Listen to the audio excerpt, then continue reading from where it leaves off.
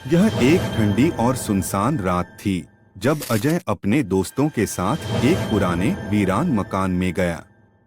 उस मकान के बारे में कहा जाता था कि वहां भूतों का वास है।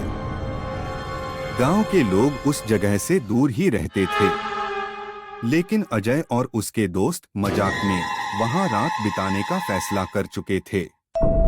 मकान के अंदर घुसते ही माहौल बहुत ही भयानक लगने लगा। दीवारों पर पुराने खून के धब्बे और टूटी हुई खिड़कियों से आती हवा की आवाज मानो डर का संदेश दे रही थी। हर कोने में अजीब सी बदबू थी। अजय ने मजाक करते हुए कहा, अरे यार, ये तो बस पुराना मकान है, डरने की कोई बात नहीं। सबने अपने अपने मोबाइल की टॉर्च जलाई और एक बड़े कमरे में जाकर बैठ गए। अचानक एक खिड़की जोर से बंद हो गई, जैसे किसी ने उसे पूरी ताकत से धक्का दिया हो। सभी डरकर एक दूसरे को देखने लगे। तभी कमरे के कोने से एक हल्की सी आवाज आई, जैसे कोई किसी को पुकार रहा हो। अजय ने मजाक में कहा, शायद ये भूत हमसे बात करना चाहता है, लेकिन किसी को हंसी नहीं आई। आवाज धीरे धीरे तेज होती गई। अब वो पुकार साफ सुनाई देने लगी, मुझे बचाओ, मुझे बचाओ। अजय का चेहरा पीला पड़ गया। उसने दोस्तों से कहा, चलो अब यहाँ से निकल चलते हैं। ये मजाक अब बहुत हो गया। जैसे ही वे बाहर जाने लगे, दरवाजा अपने आप बंद हो गया। दरवाजे के पीछे से किसी ने जोर से ठोकर मारी और फिर कमरे में चारों ओर खून के निशान दिखाई देने लगे। खून से एक अजीब आकृति बन रही थी।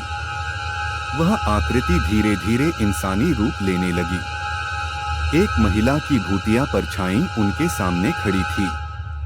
उसके चेहरे पर दर्द और क्रोध के भाव थे। उसकी आंखों से खून टपक रहा था। अजय ने डरते हुए उससे पूछा, तुम कौन हो? महिला की आत्मा ने क्रोध में कहा, मैं इस मकान की मालकिन थी। यहाँ मेरे पति ने मुझे निर्दयता से मार डाला। अब मेरी आत्मा यहाँ भटकती है, और जो भी इस मकान में आता है वह मुझसे बच नहीं सकता।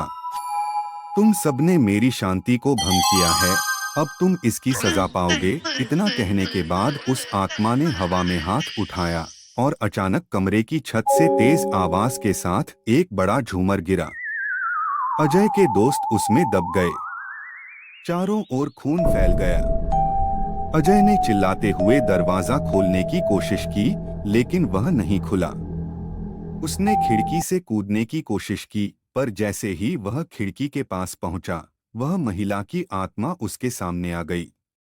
उसने अजय की गर्दन पकड़ी और जमीन पर घसीटते हुए कहा, अब तुम भी मेरे साथ यहीं रहोगे। अजय की चीखें उस वीरान मकान की दीवारों में घुल गईं। उसके दोस्त कभी भी उस मकान से वापस नहीं लौटे, और गांव वालों के लिए वो मकान अब और भी भयानक हो गया था। दोस्तों, यह कहानी आपको अच्छी लगी तो वीडियो को लाइक और चैनल को सब्सक्राइब करना ना भूले। धन्यवाद।